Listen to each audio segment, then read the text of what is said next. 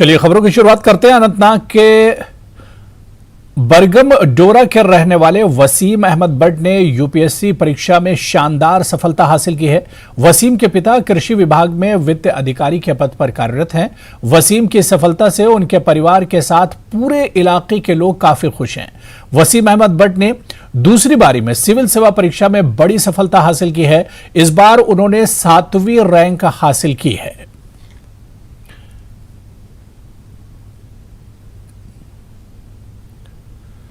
और चलिए इस वक्त खुद वसीम हमारे साथ जुड़े हुए हैं। उन्हीं से उनकी सफलता का राज जानने की हम कोशिश करते हैं। सबसे पहले वसीम, आपका बहुत इस्तकबाल है न्यूज़ 18 JKLH में, और हमारी तरफ से, हमारे चैनल की तरफ से आपको बहुत मुबारकबाद इस शानदार कामयाबी पर।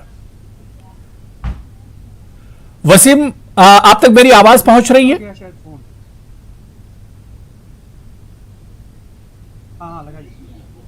जी वसीम, मुझे सुन पा रहे हैं आप?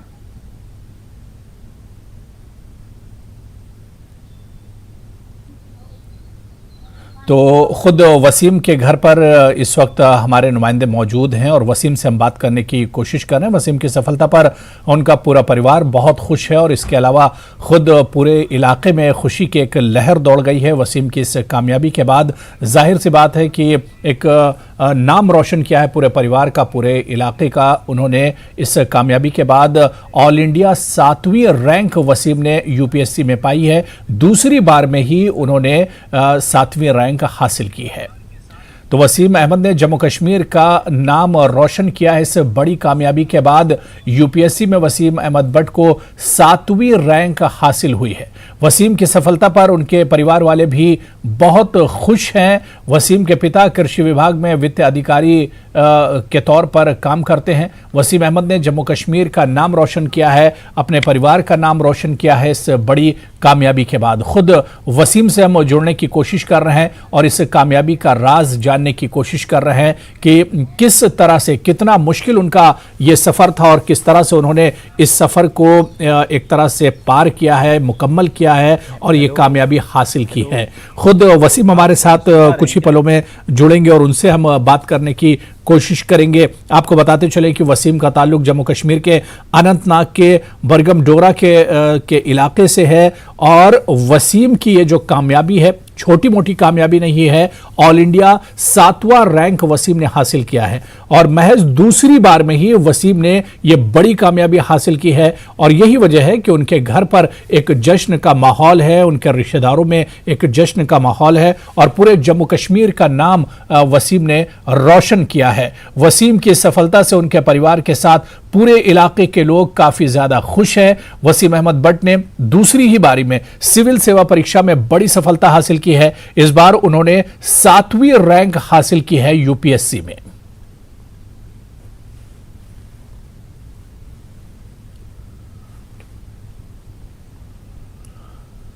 तो अनंतनाग से वसीम का ताल्लुक है और खुद हम वसीम से जुड़ने की कोशिश कर रहे हैं। वसीम के पिता कृषि विभाग के वित्त अधिकारी के पद पर कार्यरत हैं। वसीम की इस सफलता से उनके परिवार के साथ पूरे इलाके में एक खुशी की लहर दौड़ गई है और चलिए खुद इस वक्त हमारे साथ वसीम हमारे साथ जुड़े हुए हैं। वसीम, आप तक हमारी आवाज पहुंच रही है? हाँ जी बिल्कुल। हाँ वसीम, सबसे पहले तो आपका बहुत इस्तकबाल है न्यूज़ 18 JKLH में और हमारे चैनल की तरफ से आपकी इस बड़ी कामयाबी पर आपको बहुत बहुत मुबारकबाद।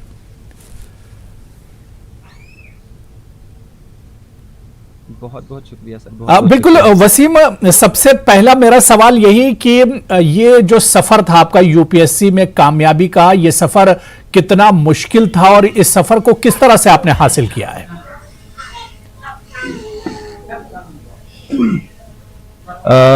ये जो यूपीएससी का सफ़र होता है आई वुड से सबके लिए मुश्किल होता है और मेरे लिए स्पेसिफिकली बिकॉज मैं इस इलाके से आता हूँ, यहाँ पे पहले किसी ने ये एग्ज़ाम नहीं किया था तो कोई गाइडेंस नहीं था मेरे पास। वो एक प्रॉब्लम रही थी, रिसोर्सेज का प्रॉब्लम रहा था।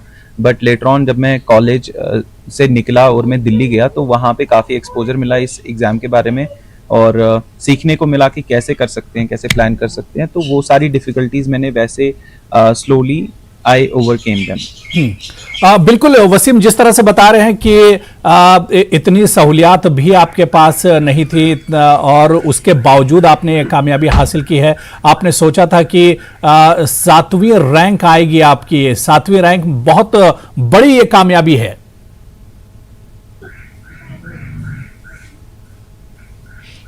हाँ जी, बिल्कुल। मैंने ऐसा सोचा तो नहीं था। आई थिंक इस एग्ज़ाम में कोई स्टूडेंट भी ऐसा नहीं होता जो सोचता है AIR-1 भी प्रीलिम्स की फिर से प्रिपरेशन करता है। तो वैसे ही मैं भी होपफुल था कि इस बार टॉप 70 में आऊँगा IAS के लिए, बिकॉज टॉप 70 आना पड़ता है। बट ऐसा नहीं सोचा था कि ऐसी रैंक आएगी which will be in top 10। तो जब मैंने ये रैंक देखी तो उसकी वजह से जो एक्साइटमेंट मेरे में पैदा हुई वो मैं लफ्ज़ों में बयान नहीं कर सकता। बिल्कुल बिल्कुल वसीम, जाहिर सी बात है कि ये बहुत बड़ी कामयाबी है, टॉप 7 में आप हैं। वसीम, एक चीज़ और समझना चाहते हैं कि आप बहुत खुशकिस्मत हैं जिसमें आपका सिलेक्शन हुआ है, और हजारों नहीं बल्कि लाखों कैंडिडेट्स और उम्मीदवार होते हैं जो यूपीएससी में बैठते हैं और इसी उम्मीद से बैठते हैं कि उनका सिलेक्शन होगा, लेकिन उन्हें मायूसी का सामना करना पड़ता है। ऐसे लोग जो कई बार यूपीएससी में बैठे और उनका सिलेक्शन नहीं हुआ, उनके लिए क्या कुछ कहना चाहेंगे आप?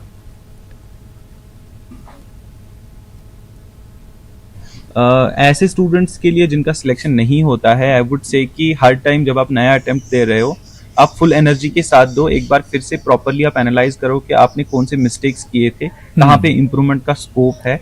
तो अगर ऐसा आपको दिखता है कि कोई मिस्टेक है, कोई इम्प्रूवमेंट का स्कोप है, तो आप उस चीज़ पे टारगेट करके प्रिपरेशन करो। तो जैसे मैंने लास्ट टाइम जो किया था, उसके अलावा मैंने इस टाइम थोड़ी सी अलग प्रिपरेशन करी बेस्ड ऑन कि मैंने लास्ट टाइम कैसा किया था। तो उस हिसाब से you can improve in the next attempt, और होपफुली आपका नेक्स्ट अटेम्प्ट में अच्छा होगा।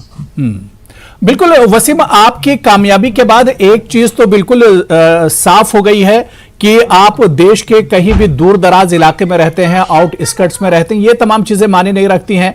आपके पास कितने वसाइल हैं ये भी माने नहीं रखते हैं। सिर्फ आपकी मेहनत और आपकी लगन जो है ये सिर्फ काफी है आपकी कामयाबी के लिए।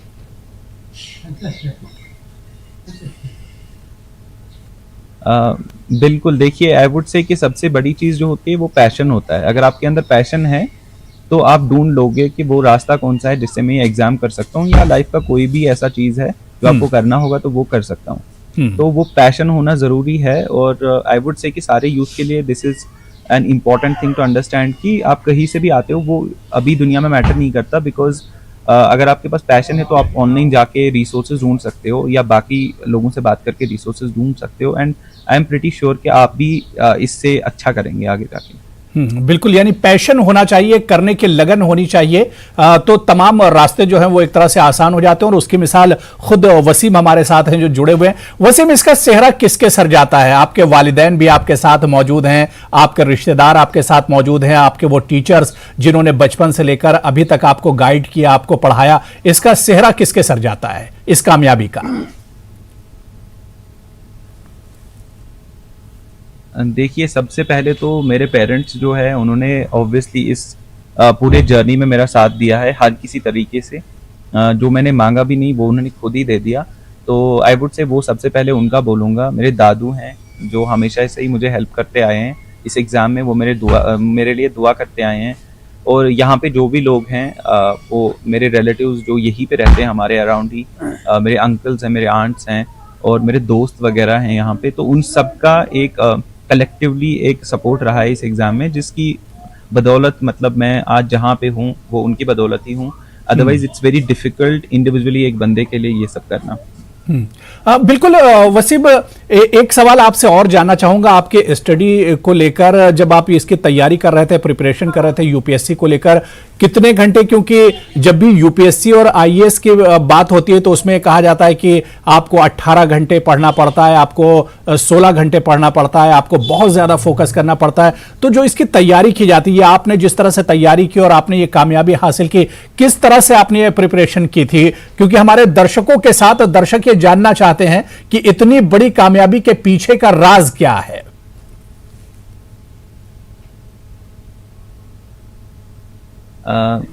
अगर मैं सिंपली बोलूं तो सबसे पहली चीज़ ये है कि आपको सोना तो ज़रूरी है 8 घंटे, क्योंकि सोने के बगैर तो आपका दिमाग चलेगा नहीं।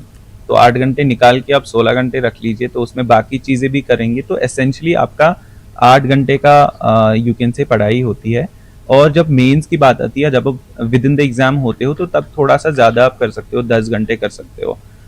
तो इसी के around if you work I am pretty sure कि आप अच्छा करोगे।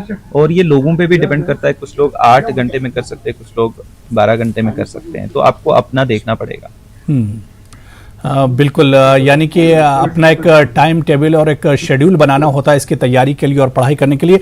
वसीम, एक आखिरी सवाल मेरा यह है कि जो लोग आईएएस की तैयारी करना चाहते हैं या यूपीएससी की तैयारी करना चाह रहे हैं, नई जनरेशन या जो फ्रेशर्स हैं, उनके लिए क्या कुछ आपका मैसेज होगा, क्या कुछ कहना चाहेंगे न्यूज़ 18 JKLH के इस प्लेटफॉर्म से?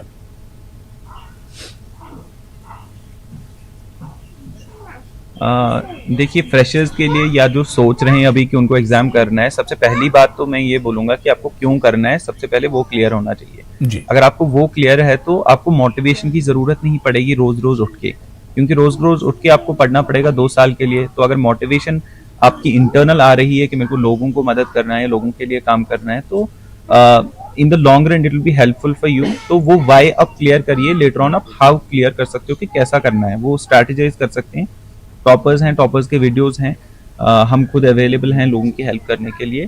तो आई वुड से ये सब कंबाइन करके आप डेफिनेटली एग्जाम का ट्राई करिए। बिल्कुल वसीम, बहुत बहुत शुक्रिया, एक बार फिर से बहुत बहुत दिली मुबारकबाद आपको इस बड़ी कामयाबी पर। बहुत बहुत शुक्रिया न्यूज़ 18 JKLH के साथ जुड़ने के लिए और कीमती वक्त देने के लिए, बहुत शुक्रिया। तो चलिए यहां पर रुकेंगे फिलहाल छोटे से ब्रेक के लिए।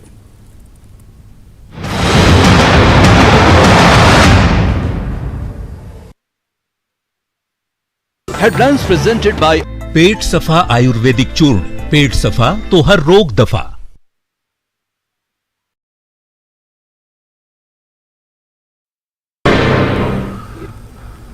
नमस्कार, आप देख रहे हैं धार भी रफ्तार भी, मैं हूं आपके साथ अबू हुरैरा। ये खबरों को देखते हैं फटाफट अंदाज में। 3 दिवसीय G20 बैठक कश्मीर में एक अच्छे नोट पर संपन्न हुई। प्रतिनिधि कश्मीर के अतिथि से काफी खुश थे। स्थानीय लोग भी इस अंतर्राष्ट्रीय इवेंट को ऐतिहासिक बता रहे हैं और उम्मीद करते हैं कि यह इवेंट कश्मीर में सकारात्मक बदलाव लाएगा। G20 डेलीगेट श्रीनगर की कर रहे हैं सैर, निशाद गार्डन में मेहमानों ने ली सेल्फी। G20 बैठक से विश्व को डेलीगेशन का संदेश, टूरिज्म के ब्रांड एम्बेसडर के तौर पर कार्य कर सकते हैं प्रतिनिधि।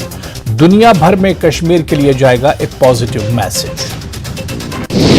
G20 बैठक के शेरपा अमिताभ कांत का बयान, खूबसूरत यादें लेकर लौटेंगे डेलीगेट्स, दुनिया भर में बनेंगे पर्यटन के ब्रांड एम्बेसडर।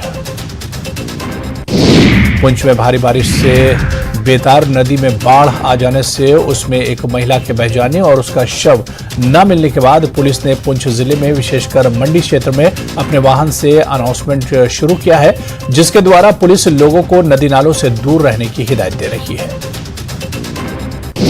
अचानक हुई जोरदार बारिश से जिले भर में नदी नाले उफान पर आ गए हैं। इसे देखते हुए पुलिस लोगों को नदी नालों से दूर रहकर अपनी सुरक्षा करने की हिदायत दे रही है। जम्मू कश्मीर पुलिस ने राज्य आपदा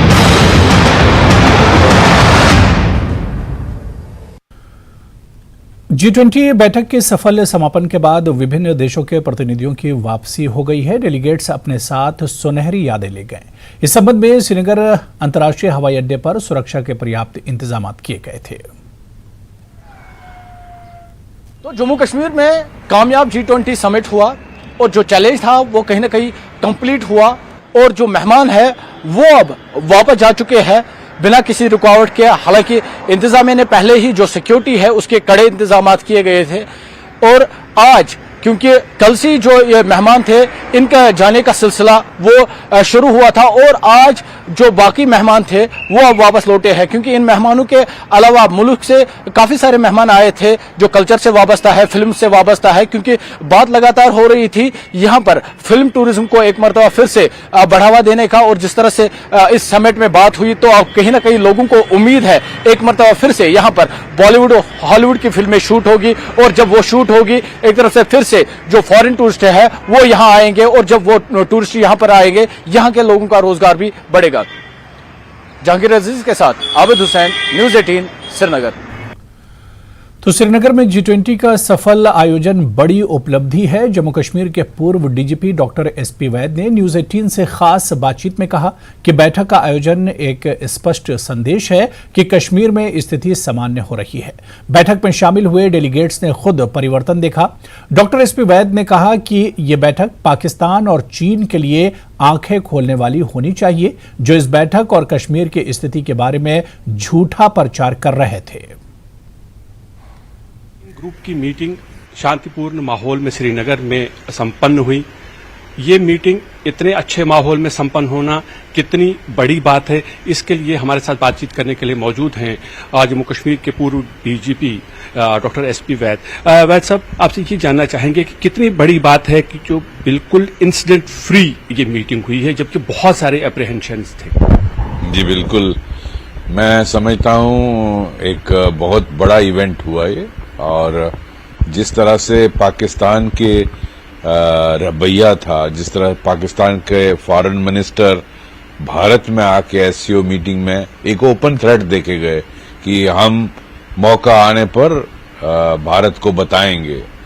तो ठीक डॉक्टर जयशंकर हमारे एक्सटर्नल अफेयर्स मिनिस्टर ने कहा कि वो एक स्पोक्समैन, पाकिस्तान टेररिस्ट के स्पोक्समैन बन के आए, क्योंकि उनको जो वहां की एस्टैब्लिशमेंट ने सिखाया था उसको उन्होंने तोते की तरह यहां बोल दिया। जो एक नैरेटिव पाकिस्तान ने पैदा करने की कोशिश की कई सालों से कि कश्मीर में हालात बहुत खराब हैं, टेररिज्म है हर जगह, वहां बिल्कुल गोला बारूद चल रहा है, ग्रेनेड फट रहे हैं, तो उस नैरेटिव को भारत ने लोगों को दिखाया कि कितना सच नहीं है और किस तरह कश्मीर में एक बदला सा माहौल है, हालात बेहतर हो रहे हैं।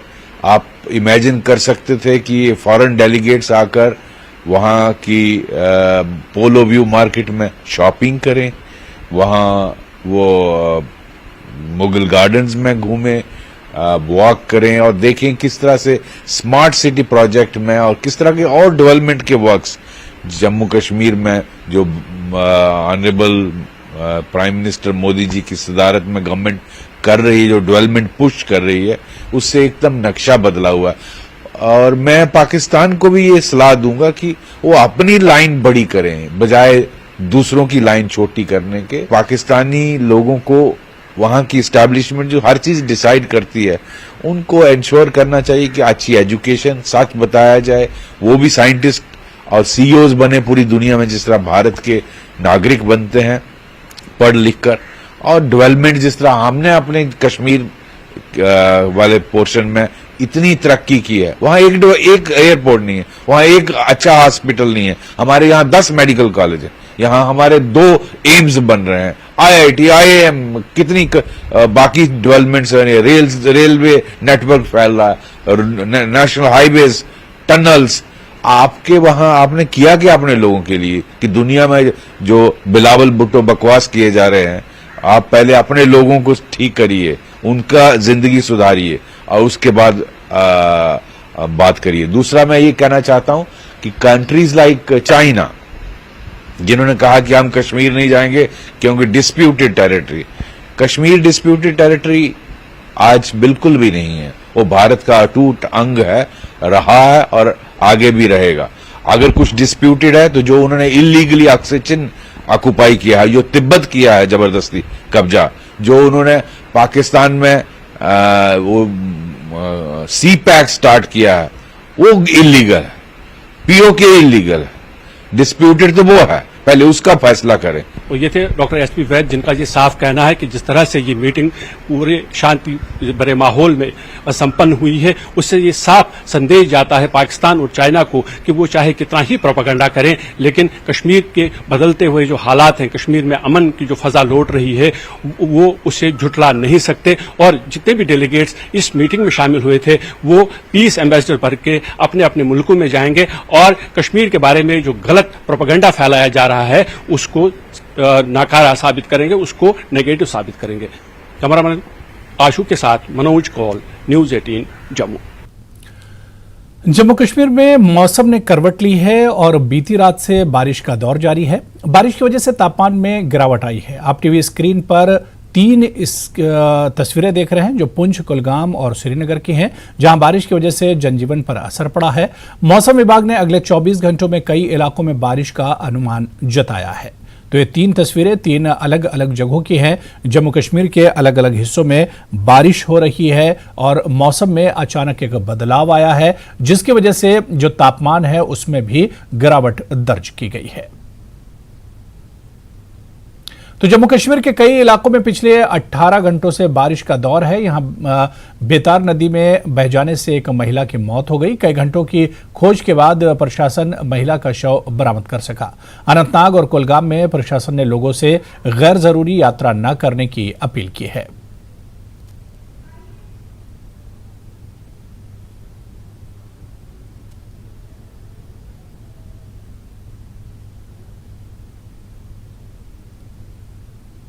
तो आपको बताते चलें कि जो मौसम है जम्मू कश्मीर में अचानक इस मौसम ने करवट ली और मौसम बदलते ही, क्योंकि रुक रुक कर कई इलाकों में बारिश हो रही है, जिसकी वजह से जो दर्जा हरारत है, जो तापमान है, उसमें भी गिरावट दर्ज की गई है।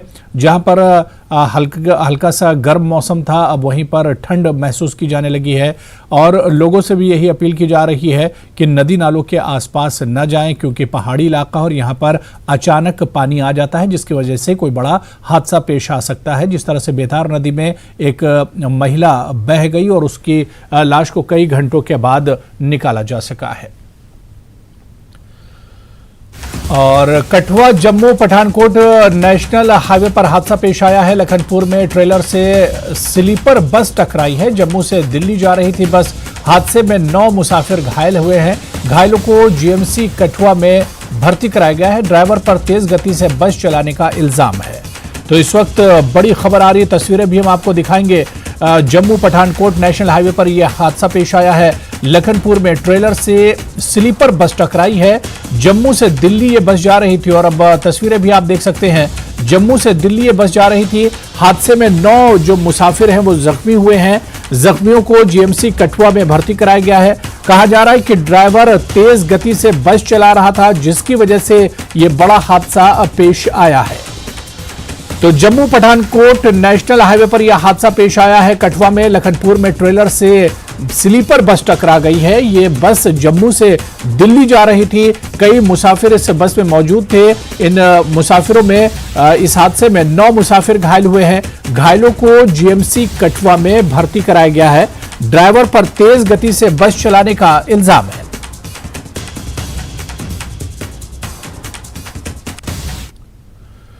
शिमला के डोडारा क्वार ग्राम पंचायत में कार्डिंग प्लांट आग की चपेट चढ़ गया। यहां आग से करोड़ों रुपयों की मशीनरी जलकर राख हो गई।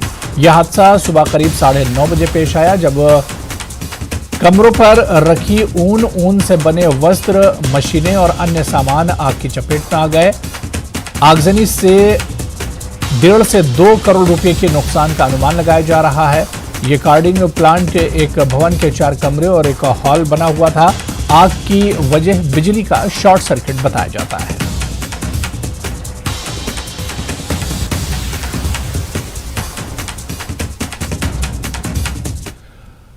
और हिमाचल में आज 10वीं बोर्ड के नतीजे घोषित किए जाएंगे। शिक्षा बोर्ड के सचिव ने इसकी बाकायदा जानकारी दी है कि हिमाचल में आज 10वीं बोर्ड के इम्तिहान होंगे। हिमाचल प्रदेश 10वीं बोर्ड के रिजल्ट सबसे पहले आप न्यूज़ 18 की वेबसाइट पर भी देख सकते हैं।